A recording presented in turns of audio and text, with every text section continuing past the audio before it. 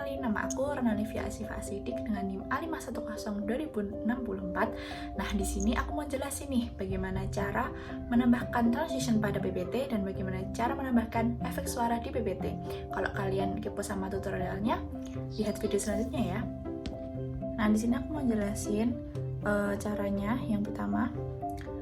Nah, di sini udah jadi contoh-contohnya ya kan ya. Nah, di bagian atas itu ada home, insert, design, dan transition. Nah, kita pilih transition.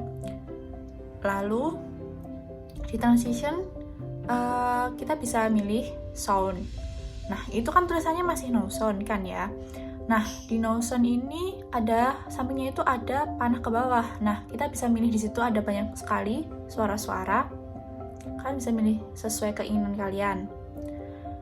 Ada banyak banget ya di situ. Nah, di sini saya akan mau nyontohin yaitu dengan sound cimeng.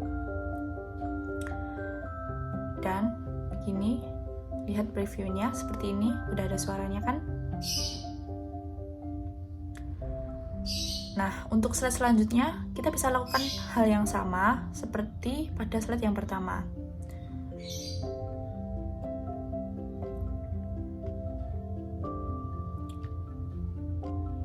Nah, kalian bisa lakukan hal tersebut di semua slide untuk menambahkan efek suara tersebut. Selanjutnya, untuk menambahkan transition, di sini bisa langsung klik seperti tadi transition.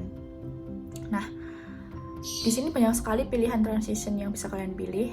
Di sini aku mau nyontohin yaitu pakai transition checkerboard pada slide yang pertama. Untuk slide yang kedua bisa coba lagi menggunakan transition, yaitu aku menggunakan glitter ya. Nah, untuk slide ketiga aku di sini milih transition box. Nah, seperti itu. Kalian juga bisa milih transition yang lainnya lagi untuk slide-slide selanjutnya.